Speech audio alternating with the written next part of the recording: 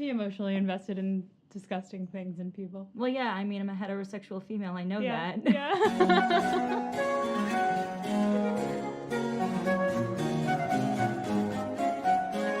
I'm Molly. I'm Becca. This is Pod and Prejudice, a podcast where we discuss Jane Austen and, well, more than discuss Jane Austen, we read Jane Austen. We read Jane Austen and then recap it to you. Yep. I, Molly, have never read a Jane Austen in my life. I, Becca, have read all the Jane Austens in my life. We thought it would be fun to dive in with the perspective of one stan and one future stan. Noob? A noob. One noob. One stan, one noob. That describes us in this podcast. Yeah. So if you're joining us now, congratulations, you're probably our 8th listener. This episode, we're talking about chapters 13 through 15 of Pride and Prejudice. I want to preface them by saying that I think that this is going to be an episode of me being more confused than I have been in the past, because I genuinely thought that we were done meeting people. Oh, you thought we were done meeting people? Yeah, I'd only ever heard of the Bennet sisters and Mr. Darcy, so I didn't really realize that there were more characters in this book. Oh no, bitch, you thought. I did. I really did think. That is part of the reason I was excited for these chapters, very specifically because I want a perfume of the disdain that everyone has for Mr. Collins, but also because this is the part of the book where I feel like you might get the sense you don't actually know the plot of this book. Yeah, I really, again, bitch, I thought that we were done. I think last episode I said, how is this going to go on for 300 more pages? And I kept a very stoic face. She did. I was honestly shook. Chapter 13 begins with "Someone is coming to dinner." I believe that's the title of a play, too. Well, I believe the play is Guess Who's Coming to Dinner? And guess who's coming to dinner? It's a gentleman and a stranger. I like to note that Jane Austen, every time we meet a new character, says it's someone that they had never seen before, just so that it's clear for the audience. Yeah, well, I mean, when she introduced, for example, Charlotte Lucas, she was like, this is one of their best friends. Now we're like, this is someone none of them have met. Mm-hmm. So this is where I wrote in my notes, there are no more characters in this book. So who is it? And actually, Mrs. Bennet is like, oh, it's gotta be Bingley. You're just fooling with us, Mr. Bennet. But he's like, no, it's really someone none of you have met. Very someone new. Yeah. He reveals, Mr. Bennet, that he received a letter from a certain Mr. Collins, to whom Longbourn had been left. So we've talked about the fact that these girls are not inheriting this estate a couple times. Yeah, and I realized actually going back that they talked about how it's being left to a distant relative whom none of them had ever met. And this is that distant relative. And the way that Mr. Bennet says it, he describes Mr. Collins as the man who, when I am dead, may turn you all out of this house as soon as he pleases, which I thought was a funny way to say that. Well, Mr. Bennet is making a pretty dark joke here. Yeah. He's saying something very true, which is that when he dies, Mr. Collins has absolute control over all of their economics, except it is said that Mrs. Bennet comes to the marriage with like a tiny parcel of money, but I believe it was not much, so it's really just like they're fucked when he dies. Yeah. This is getting interesting because we did a lot of financial talk in one of these chapters, and I was like, this is boring and I don't care. And now I'm like, I need to actually pay attention. Well, I mean, to an extent, it's sort of like, I don't want to give away anything for the other books, but this is a pretty strong current through Jane Austen's entire work, as I kind of said in our first episode, because women were so financially dependent on men for money at this time. Financially dependent on men for money is redundant, but I'm really emphasizing how much women needed men for money. It's why ladies like Lizzie Bennet have to like force themselves to deal with fuckboys despite the fact that they're better than them. And so Mrs. Bennet is immediately like, I don't want to hear about that. And she talks about how terrible it is that this estate should be entailed away from his own children. Then, and I have things to say about the word entail, because then Jane and Lizzie tried to explain to her what an entail means, but she won't hear about it. They've apparently tried to explain a lot of times, and then I was like, what the fuck does that mean? Because I every time I looked it up, it didn't really tell me, so then I looked up what does it mean in Jane Austen, and I'll just tell you for any common folk like me who don't know what that means. In English common law, fee-tail or entail is a form of trust established by deed or settlement which restricts the sale or inheritance of an estate in real property and prevents the property from being sold, devised by will, or otherwise alienated by the tenant in possession, and instead causes it to pass automatically by operation of law to an heir determined by the settlement deed. Basically meaning that none of the girls can have any part of it, even if someone was like, I actually want to give it to them. It's too late. So, for those of you who don't know this, my little day job I have outside this podcast is that I'm a law student on my way to become a lawyer. And so I actually I had a decent idea from my property law class what a fee-tail was. And the short story answer to this is that it's basically how the British hierarchy and nobility kept the property from being sold outside the bloodline. So this is like a longer economic rant, but basically a lot of wealth is tangled up in property, in real property, in land. This is especially true in England, and I don't know what the state of it is in England nowadays, but back then, fee-tails meant that you could only give the property for generations to people of the bloodline. So do women not count as of the bloodline? No, not in this case. They do not. Fucking damn it. But if you're interested, this is the last foray into law I will say. This is impossible to create under American law.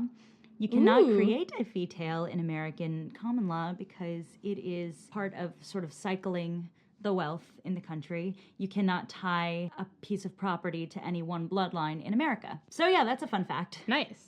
Lawyered. So I think that Mrs. Bennet's rightfully angry because they have 5 children and none of them are allowed to inherit this land. Mr. Bennet agrees, but says maybe if she hears the letter, it will soften her feelings towards him, towards Mr. Collins.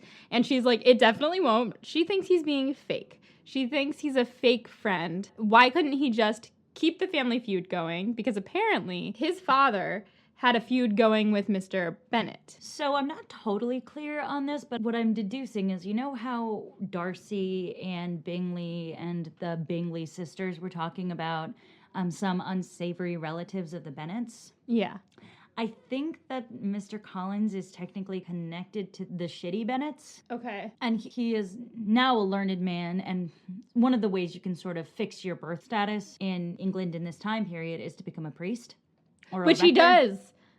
Yes, he does. Yes. So now he kind of is respectably middle class. Cool-ish. All right. Specifically, he is a priest to someone very fancy, and so that's like a good, solid life. I have so many questions about we'll get there. his priesthood, but yeah. Mr. Bennet is like, he does have some filial scruples on that head, meaning... I have no idea what that means actually, but I just really liked the term filial scruples, so I wrote it down. We could probably deduce what filial scruples means. Brotherly? Or like familial? Scruples. I've heard that word before. I mean, filial scruples, I think filial usually means like son, right? Yeah. So he kind of... He doesn't like his dad. Yeah. He doesn't like his dad. He doesn't like his dad. Oh, we got it. He doesn't like his dad, but he also... Okay, well, actually, no, it's explained. It's explained in the letter. We can use context clues. Let's get to the letter. Oh, okay. So I have a very specific way that I think Mr. Collins probably speaks. I want to hear you do that. So just so you know, I have an amazing British accent. So get ready. I can't tell if you're being serious or not. Let's go.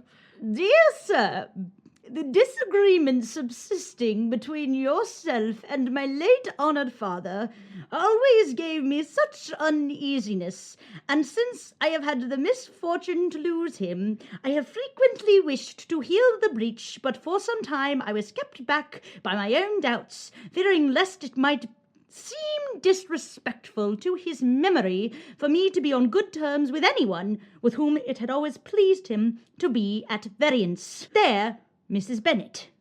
Well, actually, no, that's what Mr. Bennet's saying. There, Mrs. Bennet. That's sort of how I picture him talking, except that you, like, your I'm your still picturing daddy. him as Zachary Quinto, so it's more like you kind of tilt the glasses down and saying, there, Mrs. Bennet. And then winking. Just like a substitute teacher who's opening the book to, like, the weird poem and being like, no, poetry's cool, kids. Yeah. There, Mrs. Bennet. exactly like that. Do you understand how my perception of Mr. Collins as a character? Yes, so is Mr. Collins, like, rotund? I think so. Cool. I mean, he's just like, you tell so much from the letter itself. From this first section that you just read, they love to hate in Jane Austen. He is like, I should be hating anyone that my father hates, but it makes me a little bit uncomfortable, and so which I think is kind of sweet. Right now, I kind of have a sweet spot for this man. I know that he's, like, supposedly an oddball, but... Oh, so you're into Mr. Collins. Well, I don't have any reason not to be. Well, I take that back. Anyway, yeah, that's what we learned from that part. Do you want to read the rest, or should we just summarize? I mean, I think we can say that the rest says he's very sorry to be inheriting the property, and he'll be around for dinner on Monday sometime. At 4. At 4 o'clock, which is very early for dinner. Yeah. But, I mean, maybe it's like happy dinner hour. They're doing happy hour and tea and things. Yeah. He also explains that he's become a priest under Lady Catherine de Bourgh. Yes, actually, that's Lady Catherine de Bourgh. De Bourgh. I don't understand what any of this means. I wrote, he's been distinguished by the patronage of Lady Catherine de Bourgh, who has awarded him the valuable rectory of the parish. I am not religious. Is this where priests hang out? So, I used to work in a church. What? Yeah, we've been through this. We have? So when I worked as an actor in Philadelphia, my day job was giving tours at a church. I knew that you gave tours, but I didn't realize it was at a church. I worked for a secular nonprofit that was part of the church. I thought you were giving historical Philadelphia tours wearing a giant poofy skirt. No, I only wore the poofy skirt once. Oh, okay. Usually I just talked about the architecture of this church and its history and everything. It was cool. But it's an active Episcopal church. And the Episcopal Church is an offshoot of the Anglican Church. Now, I want to be clear to all of our 16.35 listeners. Both Molly and I are Jewish. So when I say I know anything about Christianity, I come at it from an academic historical perspective. So if I get something wrong here, please correct me. But here's what I perceive to be the case. Mr. Collins is ordained in the Anglican Church, which is the Church of England, which is that piece of the church that broke off from the Catholic Church under Henry VIII, famously, because he wanted to divorce his wife and marry Anne Boleyn. Yes, the other Boleyn girl with Jim Sturgis. Yes, very historically accurate movie. And that's really all I can say about that that's relevant here, is that when you hear people talking about church in Jane Austen novels, they're usually talking about the Church of England. And to preempt a question of yours, yes, Anglican priests can marry. Ah, thank you for noticing that question. It's only Catholic priests, Great, as far as I know, that can't marry. And also, Lady Catherine de Bourgh, Lady Catherine de Bourgh is a very, very wealthy woman, and you could be wealthy and noble enough in this time period to get, like, your own personal priest. So he's her own personal priest. Yeah, he basically is under her patronage, because she's got her chapel and, like, a home for the priest next to the chapel. Mm-hmm. And I think people in the community can go to the church, but it is primarily Lady Catherine de Bourgh's priest. Cool. That all makes this make a lot more sense, because I was like, what is going on here? So he says that now, being a priest, he feels that he should be kind to all people and promote peace in all families, including his own. Therefore, he hopes that they will overlook the fact that he's inheriting the estate, which of course they probably will not. He says he especially feels bad that he's hurting the lovely daughters and wants to make every possible amends. We'll get to that. And then he says that he's coming to stay with them. Is he staying 1 week or 2 weeks? Because he says he's going to be there from Monday to the next Saturday, and he can do this because it's fine if he's not there on some Sundays, as long as someone else is available to do the service on Sunday. Is he staying 2 weeks? I believe he's staying 2 weeks. Okay, that's a long time to just barge in on the family that you're taking their estate when they die. Yeah. It's a while, but, like, I guess in this time period, traveling takes a lot longer. So if you're going to go somewhere, it's kind of like going to Australia. You're not going to go to Australia for a weekend. I mean, this is a huge exaggeration, obviously. Right. But, like, it's not so easy to just take a day trip. Yeah. Mr. Bennet ends the letter and is like, yep, so he'll be here at 4 o'clock today. Okay. Mrs. Bennet says, well, if he wants to make amends, I won't stand in the way. Jane wonders how he will make amends. Lizzie thinks he's a little weird for apologizing for inheriting the estate, since, like, would he actually change anything if he was given the chance? Probably not. Says to Mr. Bennet, Dad, he can't possibly be sensible, right? Mr. Bennet's like, no, and I have great hopes of finding him quite the reverse, meaning he's hoping that he's a little bit crazy. I think he's also hoping that he's a bit of a dimwit. Like a dummy. Ah, sensible meaning smart, the reverse meaning like dumb. Practical, down-to-earth, smart dude. Mr. Collins is not these things. Well, then Mary comments and says the composition of the letter was very nice. The idea of the olive branch isn't new, but he expressed it very well. I hashtagged very Mary. Yeah. And in fact, all three of those sisters' responses were very on brand for them. I would say all five sisters had pretty on brand responses. Yeah, because following up, Kittia does not care at all. If he's not in a scarlet coat, then they're not going to look his way. I just really want to quickly say that I think Mary's the kind of girl who thinks that simple plan is pure poetry, if that makes sense. Molly just looks like she's about to cry for Mary. I am. I want her to figure herself out. I feel like she's got some growing up to do, and I hope that she gets to in this book. Oh, Mary. She's just a little goth. So Mrs. Bennet doesn't hate him anymore. Then he arrives. He is very talkative. He's tall. Heavy looking. So is he like chiseled heavy looking, like heavy lidded eyes, or is he like heavy looking? I get the sense he's on the pudgier side. But like in a cute way. Maybe. So we'll talk about this later, but I think you can really compare the way he is described as opposed to other men in this book to take something from his general presence. Well, so he's 25 years old. Yes, he is. He is basically my age. Yeah, he's between our ages. He's between our ages.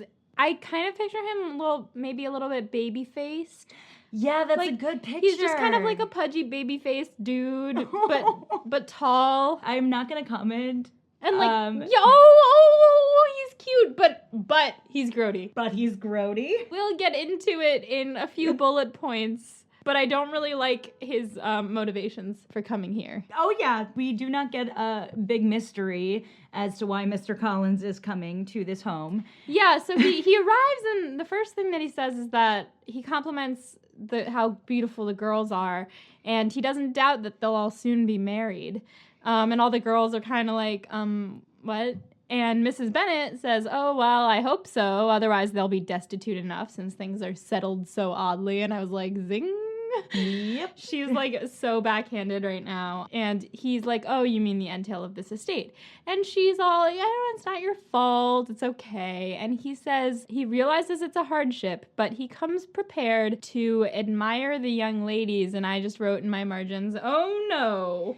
Oh, yes. No, I immediately know why he is here. He is here because he wants to marry one of these girls as a way of making amends, because then one of them can inherit the estate. Yes, which has, in some ways, a little bit of nobility to it. Well, we'll get into what he thinks about it. Yes. Before he can say more on the subject, however, it is time for dinner.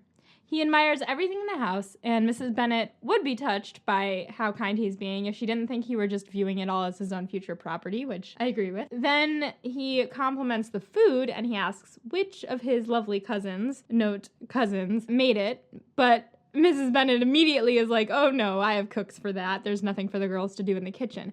And I noticed that we bring this up a lot. Mrs. Bennet is constantly talking about how her daughters are never in the kitchen. Yeah, it's a sign of good breeding that you don't have to do your housework. Interesting how the trope has shifted from that being a sign of good breeding to women should all be in the kitchen. It's also a difference of culture between the upstairs and the downstairs, and sort of, this is a culture shift thing possibly, but I don't know how much of American history it was ever the case that you didn't want women to cook, but I do know that there came a time in American history where the middle class really swelled and people wanted wives that could do all the servant role stuff. But when you're talking about like high society Britain in this time period, you want a wife who's really good at piano and talking to people and cross-stitching and making sure her house looks nice, but you don't want her to be doing the sort of the menial work of the lower class.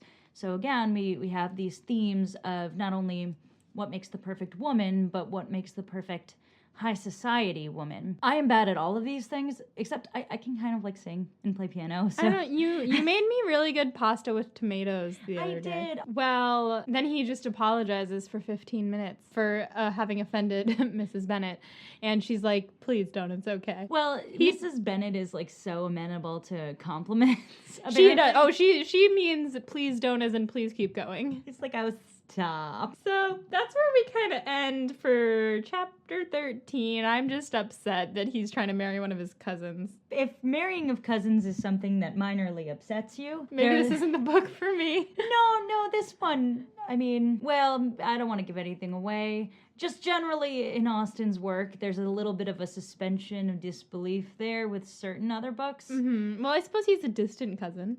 Yeah. Austen goes more full hard incest in different books. Oh no. Yeah, you'll see. There's one in particular, and I will not say which. Huh. Well, chapter 14. Mr. Bennet doesn't really say anything at dinner, but once it's over, he brings up how fortunate Collins is to have found himself under the patronage of Lady Catherine de Bourgh. Lady Catherine de Bourgh! And Mr. Collins immediately just goes off. He just talks about her forever with much importance and more than usual solemnity of manner, which I'm just confused. How can he be excited to talk and also be solemn? Like, I'm trying to picture him getting excited to talk in my brain. Have you ever had a friend who is friends with a celebrity? No, but I'm picturing Tahani Al-Jamil. Yes. Okay. Perfect. Oh my god! So imagine if Tahani Al-Jamil had one famous friend. Yeah. And every single anecdote she said in the entire show was about one person. Yes. Oh, this morning they tweeted about the most memorable interview of the afterlife, and they're like, who's the most famous celebrity you have on your phone? And she's like, oh, fame comes from within, or something, entertainment, blah, blah, blah. The Dalai Lama texted me that. Yes. Yeah, yes. Okay, so thank you. That's a very good, I'm going to picture that. He talks about her affability and, quote, condescension, and how some people think she's proud, but he's never experienced that. And she even, quote, condescended to advise him to marry as soon as he could.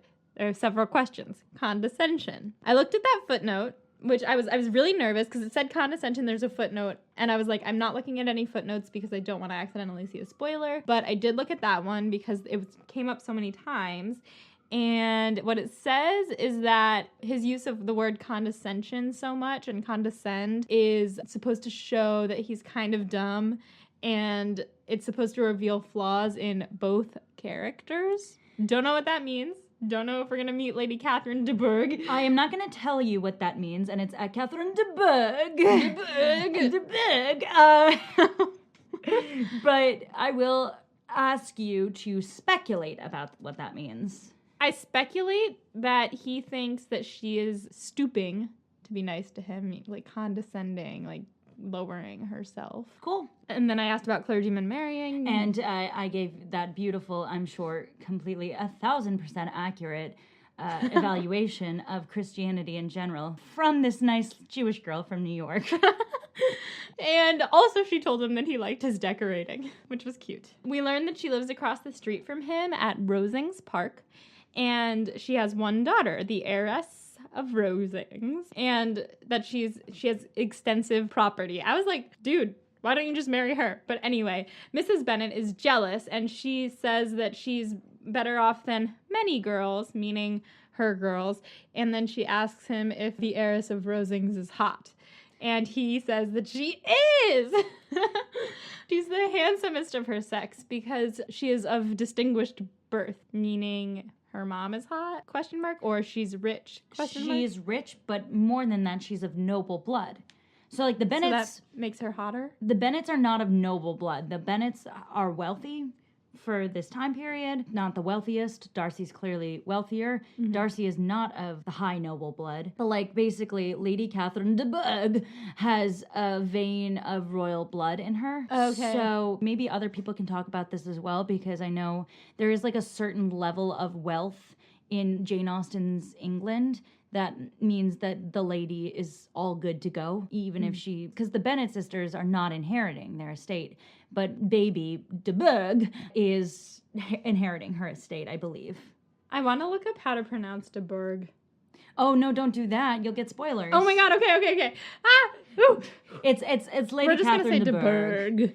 It's De Bourgh. personally, I'm starting to sound a little like Borat as I do it, but I just like how much Mr. Collins brings up Lady Catherine de Bourgh. Can we call her Katie? Katie de Bourgh. Just Katie. Katie, sure. Great. So, so young de Bourgh, Baby de Bourgh. baby de Bourgh, is hot, but she is also of sickly constitution. Now, I've recently started playing Dungeons and Dragons, so my brain immediately, for all of my fellow D&D nerds, maybe I am one of you, I can't tell yet, I was just like, wow, her constitution score is low, and therefore she's unaccomplished in all of the ways of the ladies. She doesn't really get to do all of the practicing the piano or the, ladylike things because she is of sickly constitution. But she often condescends to drive by his house in her carriage. And again, I thought he should just marry her. I'm not sure he's of high enough blood status to marry her. Well, it sounds like he's got a big old crush on her. Mrs. Bennet asks if she's been presented because she doesn't remember seeing her. And I thought, is that like a cotillion? Well, remember how earlier in the book it said Lydia got presented kind of early? Yeah. It's basically, it is kind of like cotillion. It's like you get presented to high society. You get to go to all the parties. You're not kept at home as a child. Got it. You're like a young lady on the town to be presented to all the men. So she's not been presented on the town. She doesn't go to parties. I see. So he says that since she's sick, she can't really do all that. But he talks about now how he loves to give little compliments to ladies, often telling Lady Catherine, Katie, how lovely her daughter is. How often do we trust a dude who says, I love giving little compliments to ladies? I don't trust him. I don't trust this. I think it's hilarious. Mr. Bennet says, oh, you're very talented and flattering with delicacy, but he asks if these little pleasing attentions are spontaneous or if he plans them out in advance and then just says them. And fucking Mr. Collins honestly answers him saying that, generally they're spontaneous, but sometimes I make up little compliments that I can then adapt to use in different situations. But I make sure to give them as unstudied an air as possible. God damn it. I don't even know. Mr. Bennet sees that Mr. Collins is just as absurd as he had hoped, and he and Lizzie kind of share a glance over the table. They're just like, The two of them are the salt bays. They'd just sit at the table together and they just exchange glances of how stupid people. Yep. Then by tea time, Mr. Bennet is ready to get rid of Collins. So he asks them to read aloud to the ladies. And he's like, sure, but I won't read a novel. And Kittia are both like, no, we must have fiction. Well, look at what the alternative is. The alternative is what he does read. How do you pronounce this? Fordice or Fordyce? Fordyce, I Fordyce? think. I don't know. It's spelled Fordyce.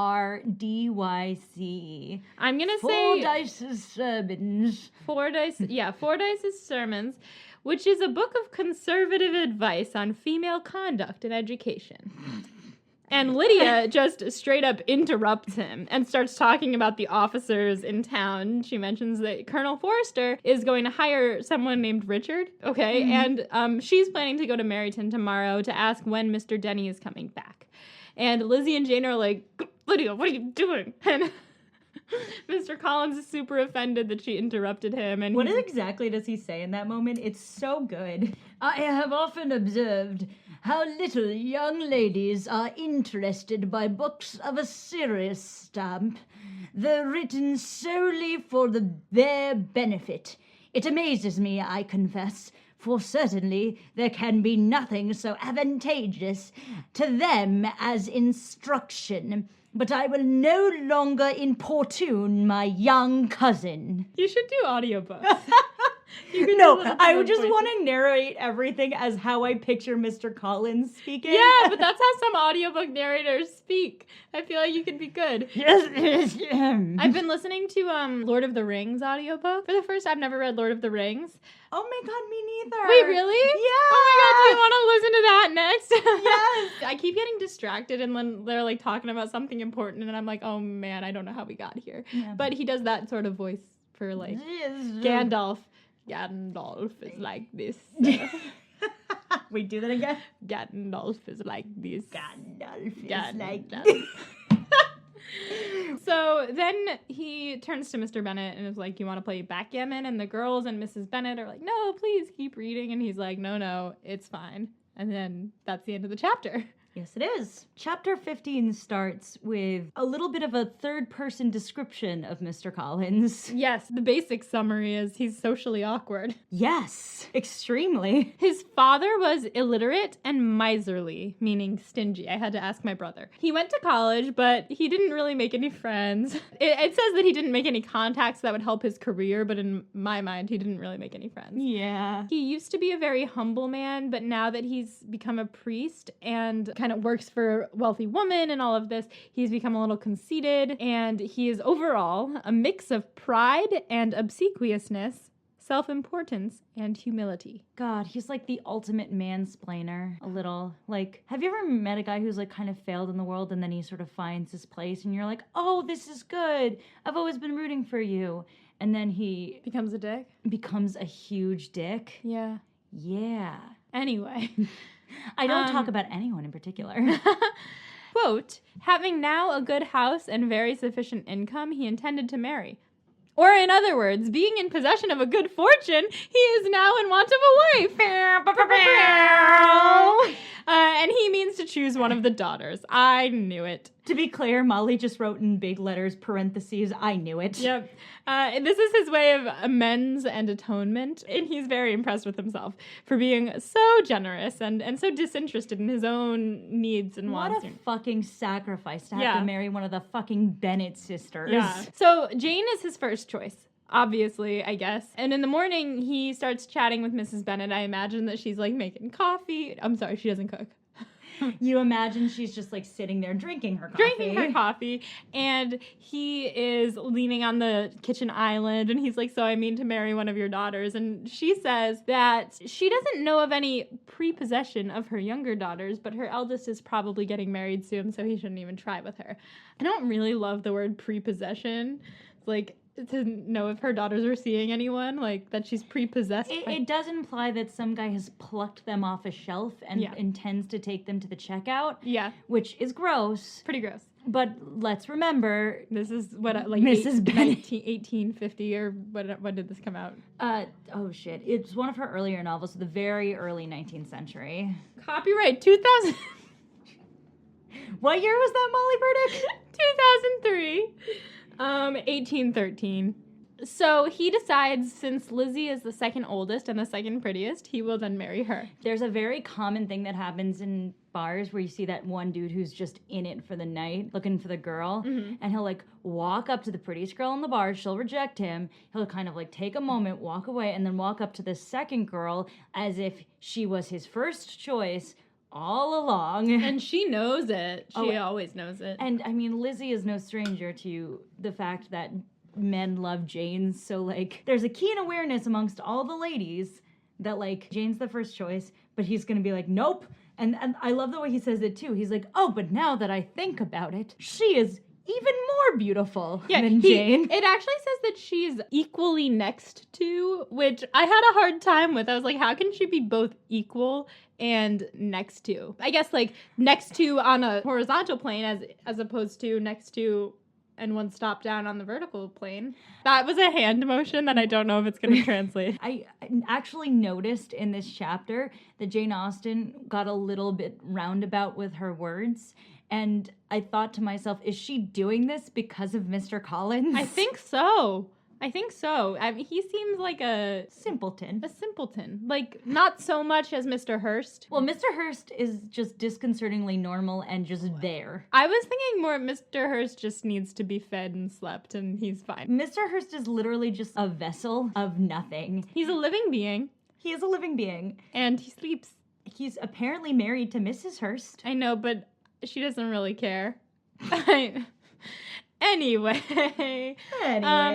Now that he's, planning to marry Lizzie, Mrs. Bennet holds Mr. Collins high in her good graces, which is just great. To be fair to her, it's like, on one hand, yeah, it is nice. You have some financial stability for one of your daughters, and this guy who you were worried was just going to run away with your fortune is trying to put his money where his mouth is.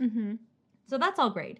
But Mrs. Bennet, come on. Yeah. You know Lizzie's better than this. Yeah, oh, and she's not even thinking about the fact that Lizzie doesn't even want a husband right now. Oh, I know. The next day, every sister but Mary is going to Meryton because Mary wants to sit at home and read.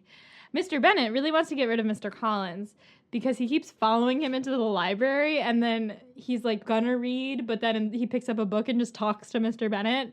And Mr. Bennet tells Lizzie that though he's prepared to meet with folly and conceit in every other room of the house, he was used to be free from them here in his library, which I think is hilarious because his dumb daughters don't ever go in the library. Yeah. So he asks Mr. Collins to go with the girls on the walk, and Mr. Collins is like, yeah, sure. And I just picture Lizzie being like, Dad, no. No. So they pass the time in pompous nothings on his side and civil assents on the girls' side. And I wrote pompous nothings and civil assents. I want that to be the title of my next play that is going to be based on Jane Austen. Oh, I love that. Just on a quick side note, quick plug, Molly's a very talented playwright. Oh, thanks. Saw her play last week, cried, it was great. Yeah, I had my first New York play. Woo. But pompous nothings and civil assents describes so many interactions I have had with men. Yeah, they're just like, oh, well, you know, this thing.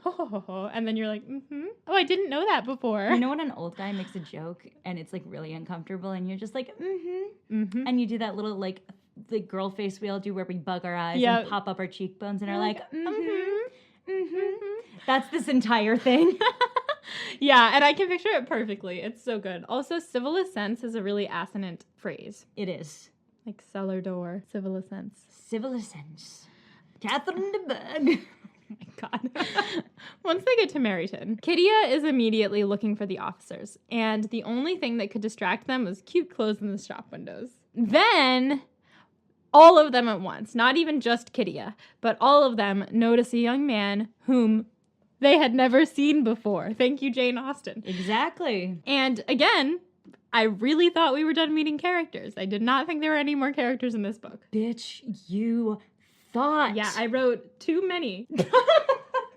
So one of the benefits to a classic story is that certain things have stuck in your brain before, but it's a long novel that's complex and has a whole world in it. And there are certain characters who you still haven't met, and you will moving forward. That's about as much of a spoiler as I will give you. But yeah, there's a whole buttload of plot we still got to go through. There are 3 volumes to this novel, and we are... Oh my God, I forgot. We're in volume the first. We are in volume the what first. What the fuck? Yeah, well, to be fair, we're nearing the end of volume the first. I think we have 2 more episodes in volume the first. But yeah, there's a lot to happen here. Wow.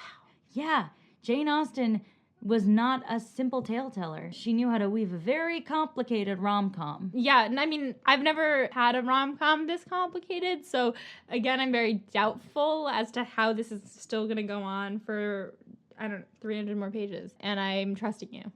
I'm glad you're trusting me. Yeah. Let us move on. So it's Mr. Denny, who Lydia had been talking about the night before, and this man.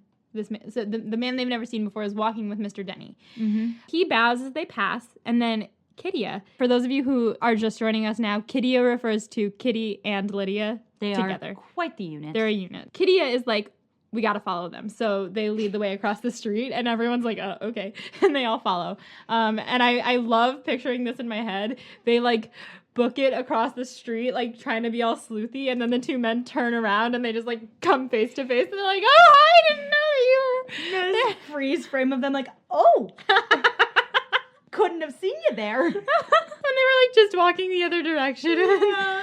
Anyway, so Mr. Denny is very kind and introduces Mr. Wickham, who had just arrived in town and accepted a commission from their corps. So he's part of the military now. Yes, he is.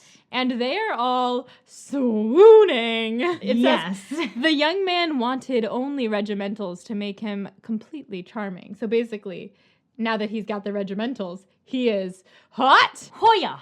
And they're all having a great convo, like just bantering back and forth like you do when you're meeting a new person and who should turn up. But Darcy and Bingley on a horse.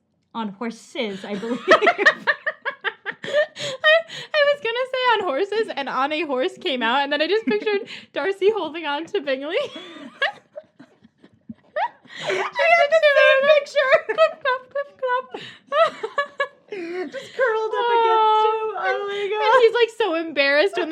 up. He's like, oh no, I don't know how to ride a horse, and now they all know. Oh boy, which one would be embarrassed? I think Darcy would be embarrassed and Bingley would just be like, oh no, it's not a big deal. Like, no hey one knows. guys! And Darcy's like, don't talk to them, don't talk to them, don't talk to them. Which is just generally the vibe between those two is Bingley going, hey guys, and Darcy being like, no. So Bingley steers them right over to the girls, and he's like, oh, Jane, I was just headed to Longbourn to see you. And he's the only one talking and only talking to Jane. And Jane's like the only one talking back. Yeah, at this it's point. just the two of them talking to each other, and everyone else They just want to flirt. I know, it's cute. Jingly. Darcy, this whole time, is just trying super hard not to look at Lizzie, and then he notices the stranger, Mr. Wickham. Lizzie notices this. She notices that they both change color. One turns white and one turns red, but we don't know which is which. So I'm assuming one of them gets really scared or like embarrassed, and one gets really angry at the sight of the other based by the color that their skin turns. And my thought is that Darcy is angry because Darcy's always angry, but I don't know this new character yet. And I just want to know what's come to pass between them that this is happening. I will neither confirm nor deny this. Great. Wickham touches his hat, and Darcy just barely returns the gesture. And Lizzie is wondering what this could all mean. It says something like, it was impossible not to long to know, which I liked. So then Bingley and Darcy ride off, and I was like, are they still going to Longbourn? That's where they were headed, and now they've seen Jane. Did they just arrange with her? I actually don't know where they go at this point in time. It would be kind of funny if they still went to Longbourn, and then they were like, oh, wait. Never mind. Well, when they pull it together on that one horse. And then Mary comes out and is like, what are you doing here? Can I play piano for you? And they're like, I guess so. You want to see my band t-shirts? I have a collection of bugs I could show you. I really like this one caterpillar I found the other day. Preserved pretty well. Most of the carcass is still there. So anyway, Denny and Wickham walk with them to Mr. Phillips's house, which is where they were headed, and then say goodbye, even though Lydia keeps inviting them inside, and then Mrs. Phillips, like, throws open the window and loudly seconds the invitation. So I picture, like, Lydia's out there being like, oh, do you want to come inside? And Mrs. Phillips is like, please do come inside. Would you like to stay for dinner? Would you like to stay forever? Oh, I gotta get a good Mulan reference in there. Yeah, we've got a lot of pop culture in this one. I'm pretty happy about it. So Mrs. Phillips is very excited to see all of the girls, but especially Lizzie and Jane. She was surprised that they were even back at Longbourn, and she wouldn't have known except that Mr. Jones's shop boy told her that morning that they weren't sending any more medicine to Netherfield because the girls had left. It took me a while to put that together. I was like, who is Mr. Jones and who is his shop boy? But I figured out that he is the doctor, and the drafts that he was talking about, or drafts, yeah. Drafts. Something. Were sent to Netherfield by Mr. Jones. So Jane introduces Mr. Collins, and Mrs. Phillips is very impressed by how polite he is, but soon she gets sidetracked because she wants to talk about Mr. Wickham, because she saw that the girls met. And she tells them everything they already knew about him, and says that she's been watching him walk up and down the street for the last hour. And I wrote, no wonder where Kittia gets it. Oh, yes. Also, like, how good looking is this man? Right? I mean, he's got to be hotter than Bingley. I mean, Darcy's supposed to kind of be hotter than Bingley. He's got to be hotter than Darcy. He is supposed to be, like, hot. He is a man in uniform, and all these ladies are just like, oh, wow. Yeah. So the girls want to keep watching out the window, but the only people that walk by now, in comparison, are stupid and disagreeable, in their opinion. So Mrs. Phillips says that a few officers are actually coming by for dinner the next day, and she would have her husband invite Mr. Wickham if all the girls will also come to dinner, and they're all very excited by this prospect. Then there's more about Collins being overly polite, like, thank you so much for letting me into your home when you don't even know me, blah, blah, blah. And Mrs. Phillips is like, it's okay. We're chill, dude. Yeah. So then they walk home, and Lizzie asked Jane if she noticed what happened between Wickham and Darcy. And Jane did notice, I think. It says, though Jane would have defended either or both had they appeared to be wrong, she could no more explain such behavior than her sister. So I think she noticed and was also confused by it. Additionally, I like the description of Jane as would have defended either or both. I thought that was very Bingley of her. Jane's sort of defining traits in this book, other than the fact that everyone talks about how hot she is, I would say, is the fact that she is somewhat introverted and just absurdly kind and fair. Yeah. And so there's like this line about how, you know, she always sees the good in people and she's wanting to be like, oh no, Lizzie, there wasn't drama. You imagined it. But if Jane saw that something went down, then like something went down. Then when they get back, Collins tells Mrs. Bingley that aside from Lady Catherine and her daughter, he had never met a more elegant woman than Mrs. Phillips, for she not only met him with the utmost civility, but also invited him to dinner the next night. And then that's the end. That's the cliffhanger that we end on. What's going to happen at dinner? I don't know. Yeah, also Catherine de Bourgh. Yeah, that's the end of these chapters. So part of the reason I cut it down to 3 chapters this time instead of 4 is because these are long chapters. Meaty. Yeah, they're meaty. There was a lot of new information and a lot of new characters that we met pretty immediately. My brain is broken. And very specifically, I wanted to give Mr. Collins some breathing room because I just live for Mr. Collins. He is so funny. He's such a weirdo. He's so weird, which is why I enjoy his presence in this book so much. It is so ridiculous. But that brings me to my study questions, which are sort of related to these 3 chapters and the new characters specifically. So I said we really met 3 new characters in this chapter. Collins, Wickham, and Mrs. Phillips. What are your first impressions? And very specifically, particularly with Collins and Wickham, how do those 2 differ so far? Well, I don't think Collins is hot. I think that Collins is maybe a little homely and annoying. I think that the girls are kind of like whatever with him. And he's their cousin. Yes, he is their cousin. So that's weird. And then Wickham is like this new, mysterious, hot man. And I'm getting the sense that this is kind of a small, like, while there are multiple towns in this area, they're all small towns. Like, if you haven't seen someone before, it's definitely a big deal. Yeah, it's a big deal. It's like, oh, there's a new guy in town. So Wickham has a lot of potential for them.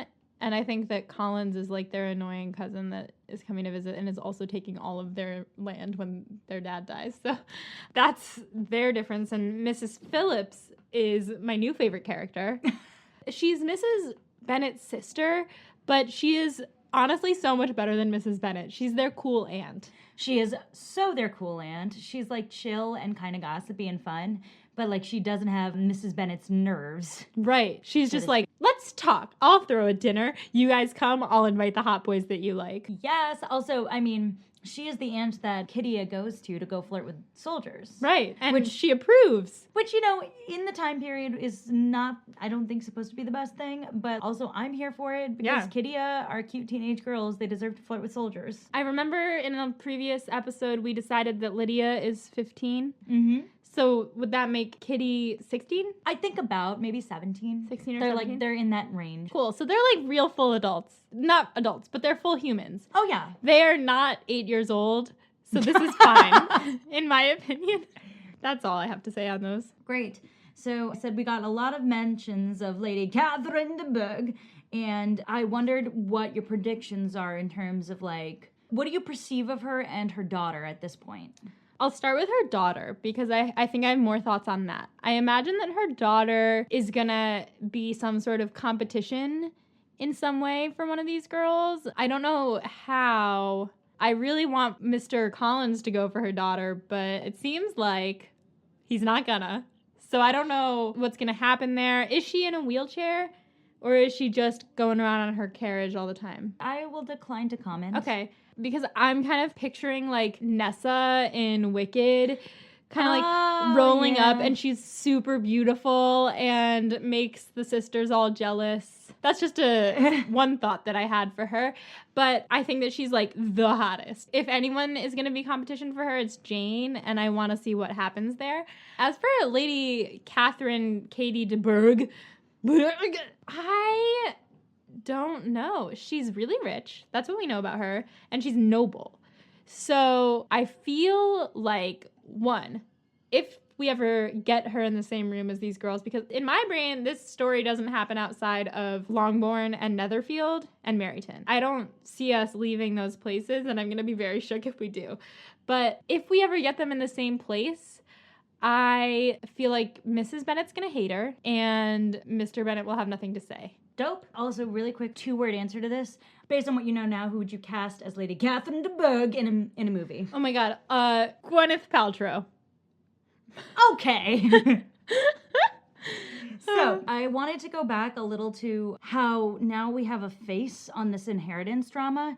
And this is, again, such a huge part of romance in this time period because women really need the money.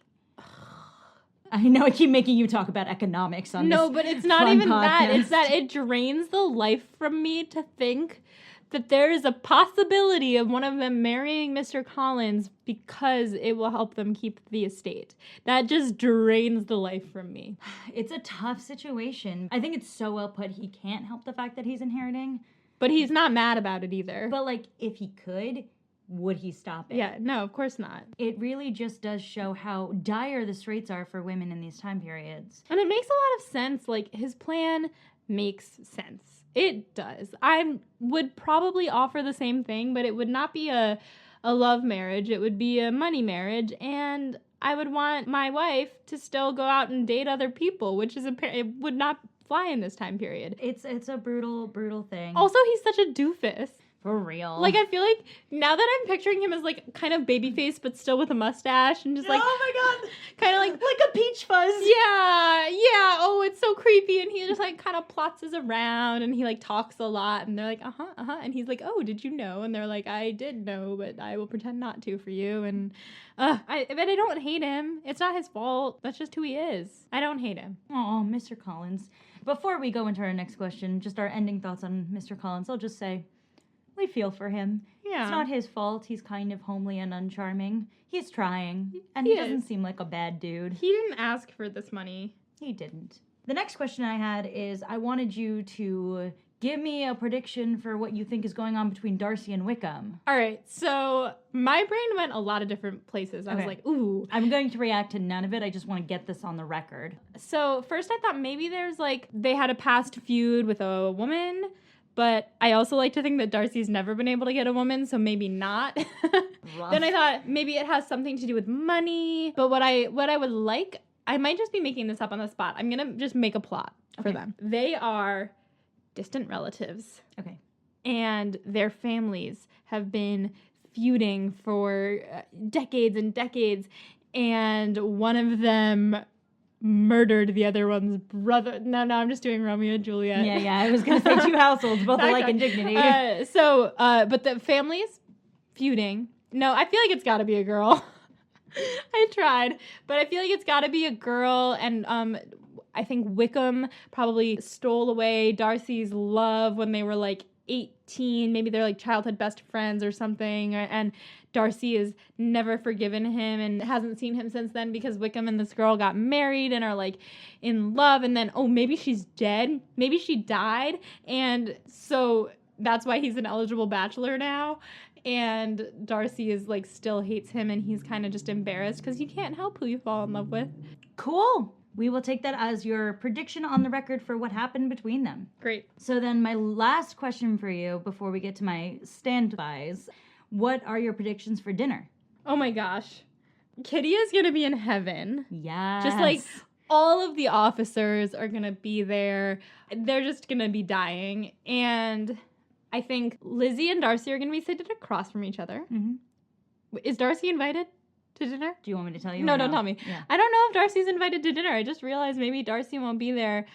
Oh my God, and if Darcy's not there, then Bingley won't be there. And if Bingley's not there, then Jane might flirt with someone or someone might flirt with Jane. And then she's going to be conflicted and I bet Wickham flirts with her. All right, we're putting that on the record as your prediction. Great.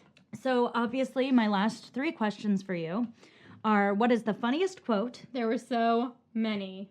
This is a quote from our good friend Collins. They arise chiefly from what is passing at the time. And, should I do your voice? Yeah, go for the voice.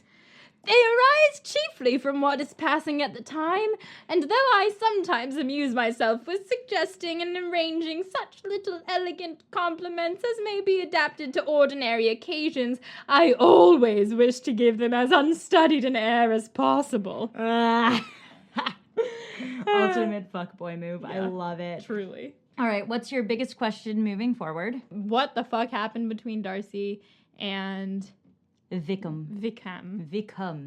And who wins this stretch of chapters? Oh, Mrs. Phillips. Yes, girl. She is so good. She is on it. She is wingmanning up a storm. I love her. All right, cool. That brings us to the end of this episode of Pod and Prejudice. Until next time, stay proper and find a husband.